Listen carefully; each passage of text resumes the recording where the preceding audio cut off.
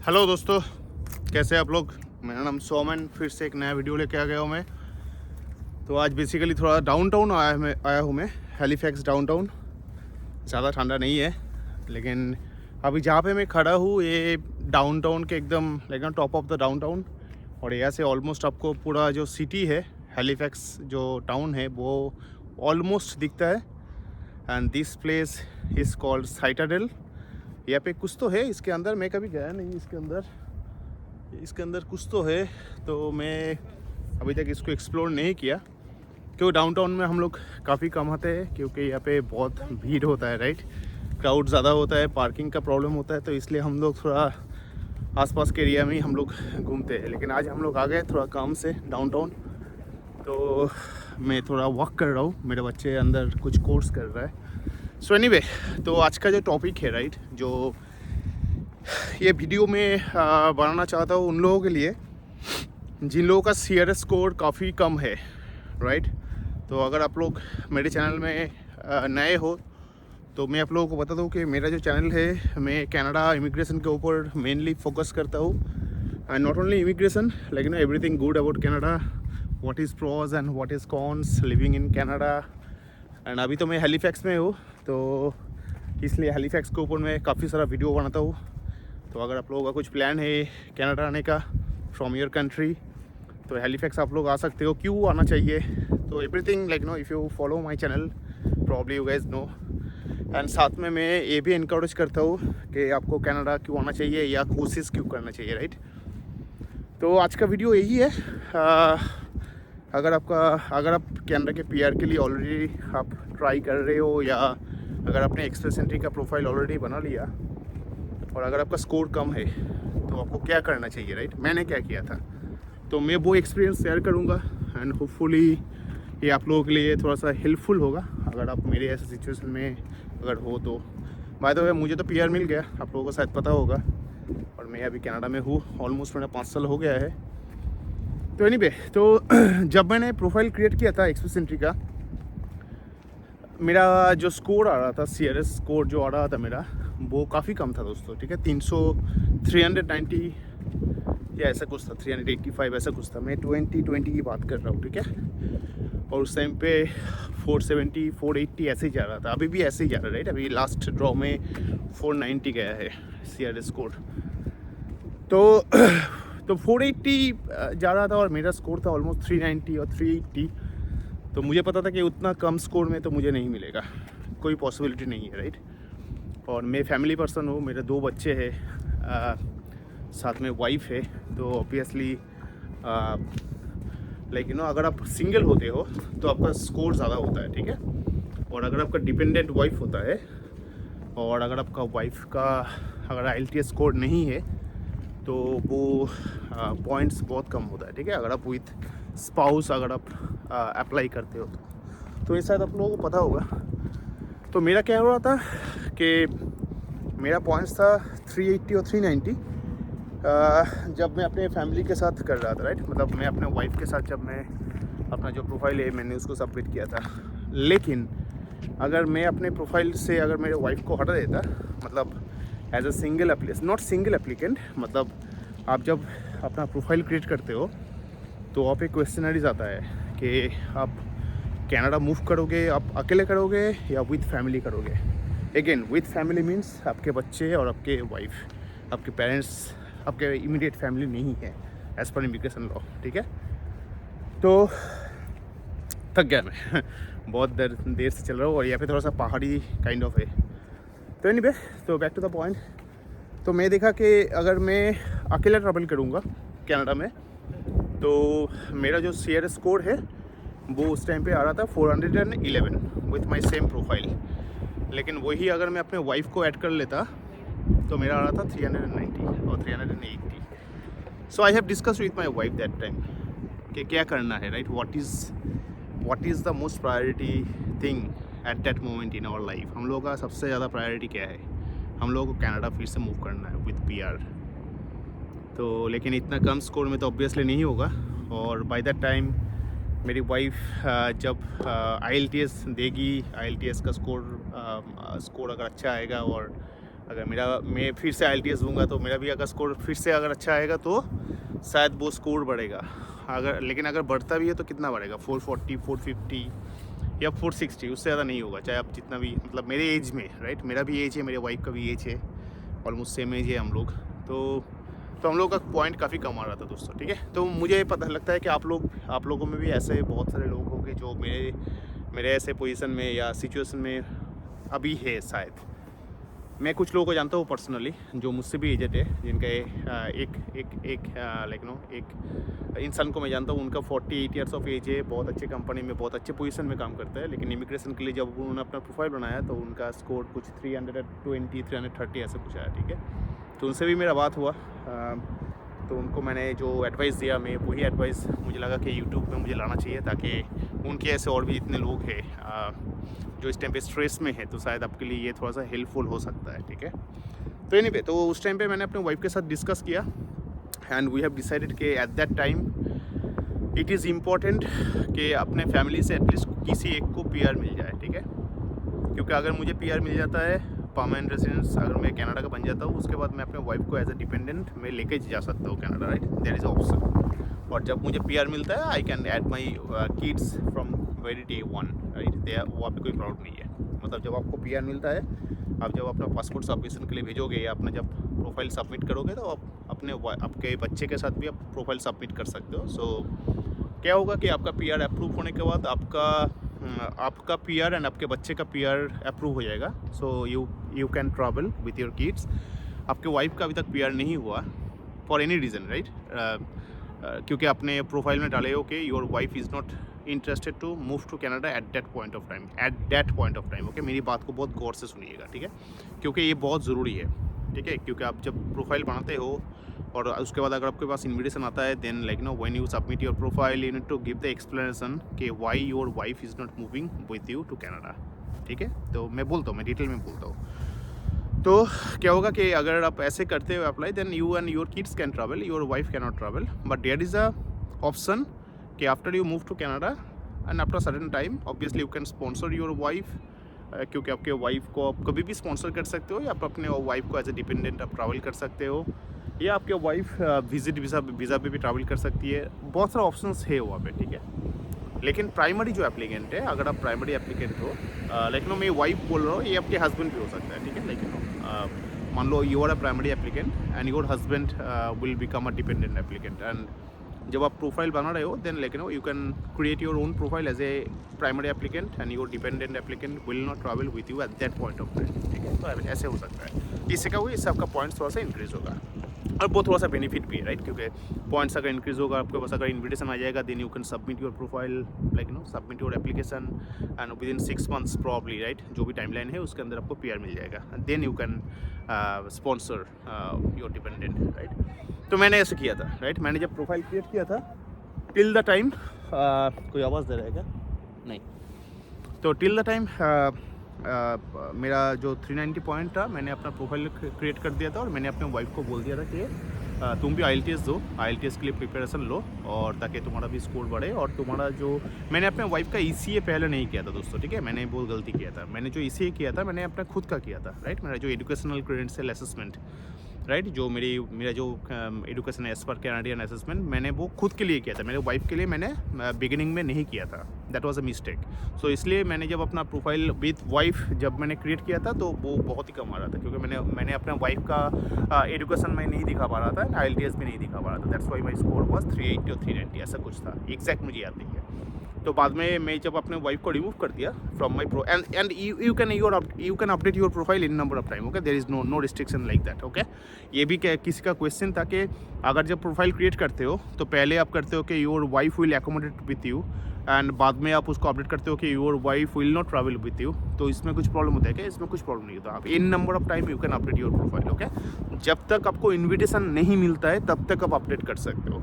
Invitation मिलने के बाद बी वेरी केयरफुल, क्योंकि इन्विटेशन मिलने के बाद अगर आप कुछ अपडेट करते हो then you need to explain कि आपने वो अपडेट क्यों किया एंड उसका वैलिड रीज़न होना चाहिए। लेकिन जब तक आपको फेडरल गवर्नमेंट से या IRCC से जब तक आपको इन्विटेशन नहीं मिलता है तब तक you can update your profile, okay, no problem in that. तो मैंने ऐसे स्टार्ट किया था, मैंने अपना प्रोफाइल ऐसे स्टार्ट किया था।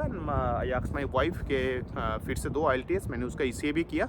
ECA करने में भी 1-2 महीने लगता है, राइट। उस टाइम पे कोविड का टाइम था एंड मैंने भी खुद से मैंने IELTS फिर से देने का मैंने फिर से प्रिपरेशन लिया था कि मेरा भी नंबर बढ़ेगा तो मेरा भी वो CS का स्कोर बढ़ जाएगा, ठीक है। तो मैंने ऐसे स्टार्ट किया था and my profile wise 380।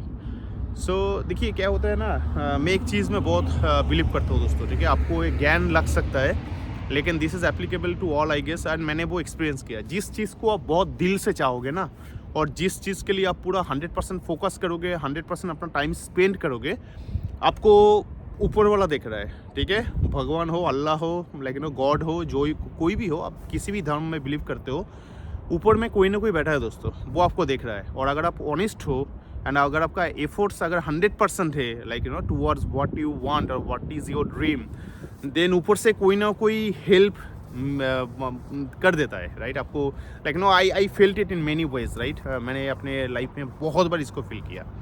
Anyway, so that was a time मैं बहुत ज़्यादा फ्रस्ट्रेशन में था कोविड के टाइम पे, क्योंकि मेरा फ्रस्ट्रेशन ज़्यादा था इसलिए कि मैं 2 बार कनाडा आया था, 2 बार 2 साल करके मैंने रहा, 4 साल मैंने रहा।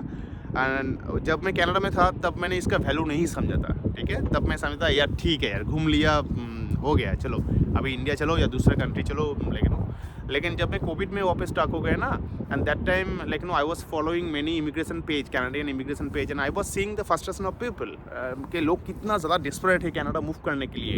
And that time I also realise, वहाँ पे रहने के बाद मैंने रियलाइज़ किया कि मैंने क्या मिस किया अपनी लाइफ से।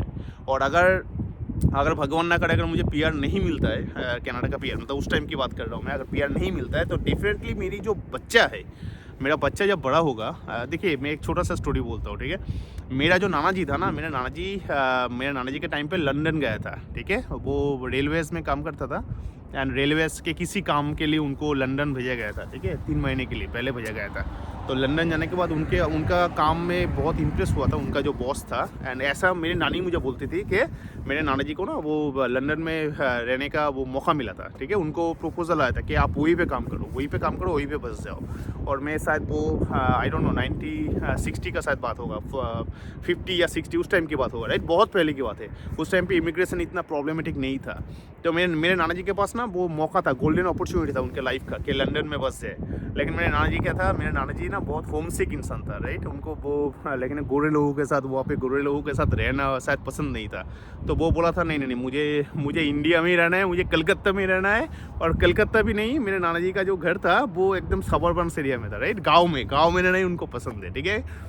तो एनीवे, सो और जब से हम लोग ये स्टोरी सुनते थे ना बचपन से, मैं सुनता था, मेरी मम्मी या मेरे पापा, जो भी लाइक ना जो भी फैमिली के लोग हैं, तो हम लोग ना हमेशा अपने नाना जी को कोसते थे कि यार तुमको इतना अच्छा मौका मिला था, आपने क्यों मिस कर दिया ये मौका।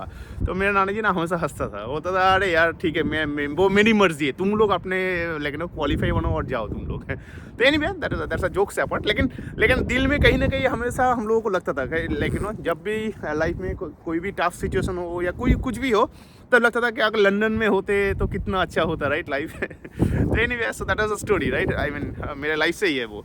तो मुझे ना वो चीज़ मुझे मेरे ऊपर दिख रहा था कि मेरा बच्चा जब बड़ा होगा ना, तो मेरा बच्चा शायद मुझे क्वेश्चन करेगा कि पापा आपको इतना अच्छा मौका मिला था कनाडा में सेटल होने का, देखो वो कनाडा में सेटल रहे, वो कनाडा में सेटल रहे, आपको भी मौका मिला था लेकिन आपने नहीं लिया, आपने हम लोगों के लिए नहीं सोचा था क्या। तो मुझे ना हमेशा ये लगता था। और खास करके मेरी जो छोटी वाली है, मेरी बेटी है, राइट। तो मैं आपको एक बात बोलता हूँ कि अगर आप कनाडा में आते हो ना और अगर आपका बेटी है, then you will feel the difference, मतलब बहुत अच्छा कंट्री है, this country is really good. तो वो चीज़ ना वो मेरे अंदर से मुझे खा रहा था, लेकिन मुझे मौका मिला था, लेकिन मैंने मौका का इस्तेमाल नहीं किया उस टाइम पे।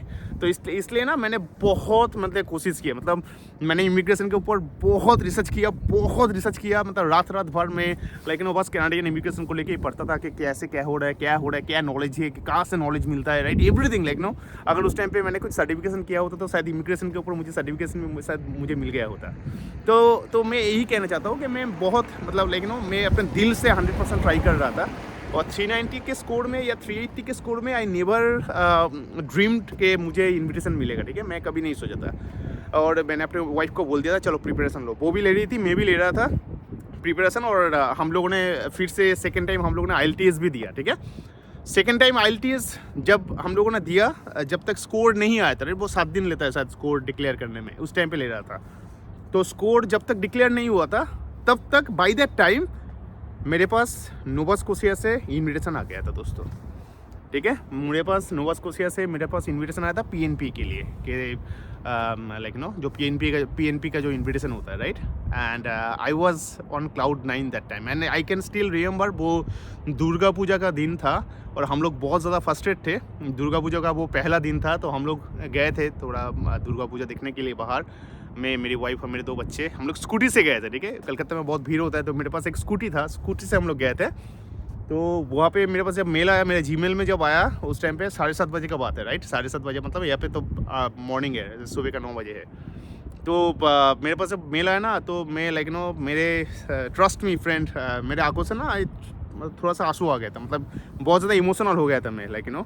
और मैंने अपने वाइफ को जब बोला, वो भी रो दिया, लाइक नो, क्योंकि हम लोग बहुत दिनों से ट्राई कर रहे थे और बहुत ज़्यादा फ्रस्ट्रेशन था because of our score, right. क्योंकि हम लोगों को लग रहा था कि शायद नहीं होगा, शायद नहीं होगा, शायद नहीं होगा, हम लोगों को ऐसा लग रहा था, लेकिन हम लोग फिर भी कोशिश कर रहे थे। और ऐसे अनएक्सपेक्टेडली जब मेरे पास इन्विटेशन आ गया था ना, तो लाइक नो हम लोग बहुत ज़्यादा इमोशनल हो गए थे। तो उसके बाद क्या हुआ, उसके बाद वो जब मेरे पास इन्विटेशन आया और उसके 1 दिन के बाद ही, शायद 1 दिन या 2 दिन के बाद वो IELTS का स्कोर भी आया। और दैट टाइम मेरी वाइफ का भी IELTS का स्कोर अच्छा आया, मेरा भी स्कोर अच्छा आया, CLB 8 आया था मेरा। और मेरा जो स्कोर है उस टाइम पे विथ वाइफ वो मेरा 450 हो गया, ठीक है। मतलब मैं इन्विटेशन आने की बात कर रहा हूँ, ठीक है, जब मेरे पास नोवा स्कोशिया से इन्विटेशन आ गया था। तो आप देखिए, ये मेरे लिए थोड़ा सा ट्रिकी सिचुएशन हो गया, ठीक है। Obviously I want to migrate to Canada with my family. मैं अपने वाइफ को और बच्चे को लेके मैं माइग्रेट करना चाहता हूँ। लेकिन जब मैंने प्रोफाइल बनाया था उस टाइम पे मैंने दिया कि मेरी वाइफ माइग्रेट नहीं करेगी और मेरा ये पॉइंट इतना कम था, एंड उस पॉइंट के ऊपर बेस करके मुझे इन्विटेशन मिल गया, ठीक है। और मुझे इन्विटेशन मिलने के 2 दिन के बाद हम लोग का IELTS का स्कोर आया और मेरा जो पॉइंट्स है वो बूस्ट अप होकर 450 हो गया, ठीक है। तो that was a tricky situation. अब मैं क्या करूँ, लेकिन इस इन्विटेशन को मैं रिजेक्ट कर दूँ, मैं फिर से वेट करूँ कि IRCC से कब मेरे पास आएगा इन्विटेशन। नहीं भी आ सकता है, क्योंकि उस टाइम भी 470 480 ऐसा कुछ जा रहा था, ठीक है। तो मैंने क्या किया, देखिए आप स्टोरी सुनिए, ठीक है। आप मैंने क्या किया था, ऐसा आपके साथ भी हो सकता है। देखिए कुछ प्रोविंशियल नॉमिनेशन है जहाँ पे जो CRS कोड है that matters, like let's say Ontario का जो भी PNP प्रोग्राम होता है वहाँ पे वो मिनिमम थ्रेशोल्ड होता है CRS का। अगर वो थ्रेशोल्ड अगर आपका नहीं होता है then like no you are not qualified. या तो असेसमेंट के बाद जब ये लोग एसेस करेगा आपका प्रोफाइल को, अगर उस टाइम पे भी अगर आपका पॉइंट्स कम होता है तो ये आपको रिजेक्ट कर देगा।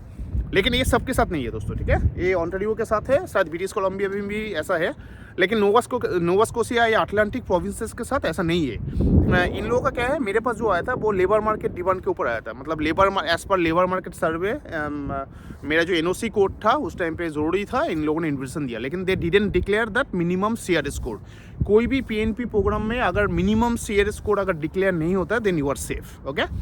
तो मैंने क्या किया, मैंने ना ये नोवा स्कोशिया गवर्नमेंट को, मतलब जहाँ से मेरे पास इन्विटेशन आया था, मैंने इन लोगों को ईमेल किया कि जब मैंने अपना प्रोफाइल क्रिएट किया था तब मेरी वाइफ कनाडा मूव नहीं करना चाह रही थी, लेकिन now she is ready to move with me. तो can I add her into my profile since I already receive the invitation from your side, ठीक है। मैंने बहुत क्लियर शब्दों में इन लोगों को लिखा, तो इन लोगों ने मुझे रिप्लाई भी किया, that is up to you, like no whether you are like no you are adding your spouse as a dependent और not, that's up to you, we don't have any problem, ठीक है।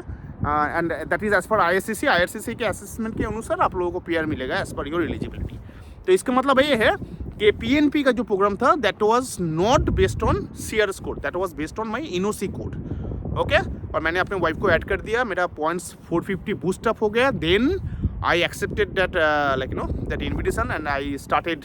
मेरे पास 15 दिन का time था या 1 महीने का टाइम था, एग्जैक्टली मुझे याद नहीं है। उस टाइम के अंदर मुझे वो डॉक्यूमेंट देना होता, ठीक है। तो मैंने उसके बाद नोवा स्कोशिया का डॉक्यूमेंट मैंने दिया, जो भी इन लोगों को डॉक्यूमेंट चाहिए था। पहले मेरा रिजेक्ट हो गया था, ठीक है। तो इसमें भी एक स्टोरी है, मैं और एक वीडियो लेके आऊँगा इस टॉपिक के ऊपर कि नोवा स्कोशिया से PNP में मेरा पहली बार रिजेक्ट हुआ था और मेरे पास 7 दिन का टाइम था। 7 दिन के अंदर मुझे एक रिस्पॉन्स देना था कि क्यों रिजेक्ट नहीं होना चाहिए, मुझे एक्सप्लेनेशन देना था। एंड वो 7 दिन भी बहुत क्रूशियल था मेरे लाइफ का, ठीक है। मैंने एक्सप्लेनेशन मैंने ठीक से दिया था एंड उसके बाद मुझे नॉमिनेशन मिल गया था। तो ये मेरे दूसरे वीडियो में मैं इस टॉपिक को लेके आऊँगा कि मैंने कैसे किया था, ठीक है। बट एनीवे, तो इस वीडियो का यही मोटिव मेरा यही है कि अगर आपको कनाडा आना है और अगर आपको कनाडा का पीआर चाहिए दोस्तों, देन जस्ट थिंक कि आपके लिए सबसे ज़्यादा प्रायोरिटी कौन सा है। कि मान लो अगर ऐसा है कि आपके खुद का लाइक नो, अगर आप खुद आते हो कनाडा विदाउट योर स्पाउस और उसमें अगर आपका पॉइंट अगर बूस्टअप होता है, देन आई विल सजेस्ट कि आप वैसा करो अगर आपके लिए कनाडा आना अगर ज़्यादा इम्पोर्टेंट है तो। क्योंकि मुझे लगता है कि अगर आप ऐसा करोगे और अगर आपका थोड़ा सा पॉइंट बूस्टअप होगा, हो सकता है ऐसा कि भगवान ने जैसे मुझे हेल्प किया था शायद आपको भी हेल्प कर दे, किसी न किसी प्रोविंस से आपको शायद नॉमिनेशन मिल जाएगा। क्योंकि मैं एक बात आपको बोलता हूँ कि कोविड के बाद ना कनाडा में मैन पावर की बहुत ज़्यादा कमी है, बहुत ज़्यादा कमी है, हर प्रोविंसेस में कमी है। तो इन लोगों को बहुत रिसोर्सेज चाहिए दोस्तों, ठीक है। और 2025 तक ये लोग बहुत ज़्यादा पीआर देने वाला है, ठीक है। सभी प्रोविंस की मैं बात कर रहा हूँ। तो आपका एक्सेसिटी में प्रोफाइल होना बहुत ज़रूरी है। आप अपना प्रोफाइल बना के रखो और जितना हो सके आप अपना स्कोर को बढ़ा के रखो, ठीक है। अपने स्कोर को बढ़ाने के लिए अगर आपको like know for the time being temporarily अगर आपके स्पाउस को अगर आपको लाइक नो रिमूव करना होता है from your profile, that is also okay, right. Like know अगर आपको पीआर मिल जाता है then you can sponsor her, like no you can make her travel on a dependent visa. बहुत सारी ऑप्शंस आपके पास होगा, लेकिन आपका पीआर मिलने के बाद आपसे आपका पीआर कोई छीन नहीं लेगा, राइट। अगर आप लाइक नो उसका भी एलिजिबिलिटी है, आपको 5 साल में 2 साल यहाँ पे रहना पड़ेगा, that is a different story. But what I am saying कि आपके लिए अगर पीआर लेना ज़्यादा इंपॉर्टेंट है देन मैंने जैसे किया था वो आप लोग कर सकते हो, इसमें कोई प्रॉब्लम नहीं है, ठीक है। और सेकेंड बात मैं आपको बोलना चाहूँगा, थोड़ा सा मिसकॉन्सेप्शन है लोगों के अंदर कि अगर आप अपने वाइफ को ऐड करते हो या रिमूव करते हो, ठीक है, अगर आप रिमूव करते हो और अगर आपका पॉइंट बूस्टअप हो गया, बहुत अच्छा पॉइंट्स हो गया एंड अगर आपके पास IRCC से अगर आपके पास इन्विटेशन आ गया, then you need to explain आपकी वाइफ आपके साथ क्यों नहीं आना चाहती। देखो ऐसा नहीं लगना चाहिए किसी भी टाइम पे IRCC को कि आपने झूठ बोला, ठीक है। आपका जो इंटेंशन है वो गलत है, ऐसा नहीं लगना चाहिए। अगर ऐसा होगा ये लोग आपको 5 साल के लिए बैन कर देगा दोस्तों, ठीक है। अगर ऐसा होता है और होता है बहुत सारे लोगों के साथ ऐसा होता है, ठीक है। तो आपका जो भी आपका प्रोफाइल है वो सच्चा होना चाहिए, राइट। 100% ऑनेस्ट प्रोफाइल होना चाहिए and you need honest reason और जेन्युइन रीज़न के अगर ऐसा होता है कि अगर आपकी वाइफ आपके साथ ट्रैवल नहीं करने वाली है तो क्या है। तो मेरा क्या रीज़न था, देखिए मेरे लिए बहुत सारा रीज़न था, ठीक है। मेरी मम्मी पापा कलकत्ता में रहते हैं, वो लोग अभी थोड़ा सा एजेड है। मेरे वाइफ का भी जो है लाइक नो मेरा जो mother in law and father in law they are also very aged, so we need someone there to stay, right, to take care of them. तो मेरा जो रीज़न था that was my first reason कि मेरी wife अगर मेरे साथ उस टाइम पे, देखिए that time, right, I again से लाइक नो ये जो वर्ड है ये बहुत इंपॉर्टेंट है। My wife was not interested to move to Canada with me at that point of time. It's not like no, she is not interested to move at all. It's not like that. At that point of time, because of our family circumstances, because of like so lots of other reasons, कुछ भी हो सकता है, आपका uncle हो सकता है, आपका भाई हो सकता है, आपका घर में आपके मम्मी डैडी हो सकते हैं, किसी कोई भी, राइट, उनका टेक केयर करने के लिए उस टाइम पे आपका या आपके वाइफ का होना बहुत ज़रूरी है। That's why as a couple you guys have decided कि at that point of time your wife will not travel once situation जो है आपका घर का जो situation है वो जब बेहतर हो जाएगा तब आपकी wife she will be ready to travel. तो आपको जो एक्सप्लेन देना पड़ेगा ना, तो आपको मैं एक एग्जांपल मैं आपको दे रहा हूँ, ठीक है। ऐसा आपके साथ और भी बहुत सारे जेन्युइन रीज़न हो सकते हैं फॉर एनी रीज़न, राइट। आपका घर बेचना है या लाइक यू नो आपकी वाइफ शायद वहाँ पे स्टडी कर रही है या आपकी वाइफ या आपका हस्बैंड वहाँ पे अच्छा खासा जॉब कर रहा है, उनको जॉब अभी नहीं छोड़ना है 6 महीने तक, या कोई जॉब में कॉन्ट्रैक्ट होता है, राइट, 6 महीने 1 साल आपको करना पड़ेगा, शायद ऐसा सिचुएशन आपके स्पाउस का है। तो ऐसे बहुत सारा रीज़न हो सकता है, ठीक है। तो जब भी आप अपना प्रोफाइल अपडेट करते हो लाइक नो योर वाइफ और your husband will not travel with you, think of that genuine reason, और वहाँ पे रीज़न देना होता है, ठीक है। आपकी वाइफ या आपके हस्बैंड आपके साथ क्यों नहीं आएगा, and give that same statement, right. That same statement you are going to write into your explanation letter as well. एक लेटर ऑफ एक्सप्लेनेशन होता है जब आप एप्लीकेशन सबमिट करते हो, along with your all documents you can write a simple letter to IRCC, okay, it can be a handwritten letter और आप या तो आप प्रिंट भी कर सकते हो, और उसमें आपको कुछ भी अगर बोलना है, let's say regarding your proof of fund, आपने प्रूफ ऑफ फंड, अपने लेट से अपने इंश्योरेंस का पैसा दिया, अपने पीएफ का पैसा दिया, LIC का पैसा दिया, जो भी आप दिखा, राइट, कुछ भी कोई भी अगर ऐसा चीज़ है जो आप एक्सप्लेन करना चाहते हो IRCC को एक्सप्लिसिटली, वो आप मेंशन कर सकते हो in that letter of explanation. Okay, तो अगर आपके वाइफ हो या अगर आपके हस्बैंड आपके साथ ट्रैवल नहीं मतलब करने वाला है because of your score, again because of your, you are not going to say, right, कि मेरा स्कोर कम हो रहा था और मेरे स्कोर को इंक्रीज करने के लिए मैंने अपने वाइफ को निकाल दिया, ऐसा नहीं है, right. This is not a genuine reason, ये फ्रॉड हो जाएगा। लेकिन you need a genuine reason, what ever the genuine reason, think about that. अगर ऐसा कोई जेन्युइन रीज़न है then there is an option, right? For the time being you can apply as a single applicant, not single, a married applicant, but you are going to travel alone or along with your kids, ठीक है। और बाद में क्या may be down the line 6 months और 1 साल के बाद आप उनको स्पॉन्सर करने वाले हो, आपके बेटर हाफ को, एंड दे कैन ट्रैवल। सो दोस्तों, मैंने ऐसा किया था, ठीक है, हम लोग ऐसे रेडी हो गए थे और भगवान के दया से हम लोगों को PR मिल भी चुका है, PNP भी मिल चुका है। और PNP में एक बार मेरा रिजेक्शन आया था, उसके बाद मुझे सेकंड बार मुझे मिला, उसको अपने एक वीडियो लेके आऊँगा। तो एनीवे, सो यही था मुझे बोलना कि अगर आपके लिए अगर कनाडा आना ज़रूरी है, ऐसा ब्यूटीफुल, देखिए कितना, देखिए नो पॉल्यूशन, नो हॉन्किंग, कितने खूबसूरत जगह पे मैं खड़ा हूँ। दिस इज़ डाउनटाउन, और डाउनटाउन से ये टॉप ऑफ द डाउनटाउन यहाँ से पूरा सिटी आपको दिखेगा। और ऐसे बहुत सारी जगह है जहाँ पे आप एक्सप्लोर कर सकते हो अपने फैमिली के साथ, एक गुड टाइम अपने फैमिली के साथ आप एंजॉय कर सकते हो। And that is one of the reason you should move to Canada, you should see the lifestyle of Canada. यहाँ पे लोग कैसे अपना लाइफस्टाइल लीड करते हैं, कितना पीसफुल होता है लोग। So anyway, so that's it for today. अगर आप लोगों को कुछ क्वेश्चन है आप लोग मुझे पूछ सकते हो रिगार्डिंग आज का जो टॉपिक मैंने बोला। अगर आप लोगों को और डिटेल में कुछ जानना है आप लोग मुझे कमेंट कर सकते हैं। और एक बात, कभी कभी ऐसा होता है, देखिए मैं एक कंपनी में नौकरी करता हूँ, right, I am not a professional YouTuber, right. देखिए यूट्यूब में अभी अपने हॉबी से कर रहा हूँ, मुझे अच्छा लगता है इन्फॉर्मेशन शेयर करना लोगों के साथ, ठीक है। और ऐसा नहीं है कि मेरे इन्फॉर्मेशन के ऊपर बेस करके आप कुछ डिसाइड करोगे, ऑब्वियसली कभी नहीं। आप खुद का ड्यू डिलिजेंस ऑब्वियसली कीजिए। मेरा जो इनपुट्स है या मेरा जो एक्सपीरियंस मैं आप लोगों के साथ शेयर करता हूँ, ये शायद आपके लिए हेल्पफुल हो सकता है, that's it, nothing more than that, right. तो कभी कभी ऐसा हो सकता है कि आप अपने साथ कुछ क्वेश्चन किया, मैं शायद रिप्लाई नहीं दे पाया, लेकिन प्लीज़ बी पेशेंट, मैं डेफिनेटली आपको रिप्लाई करूँगा जब भी मुझे टाइम मिलेगा, ठीक है। सो एनीवे, स्टे ट्यून्ड, और अगर अच्छा लगेगा तो please do give us a thumbs up and do subscribe. आपके सब्सक्राइब करने से और ज़्यादा मोटिवेशन हमको मिलता है, और ऐसे और भी बहुत सारा वीडियोज़ हम लोग लेके आने वाले हैं। Until then, stay tuned and stay blessed. Thank you.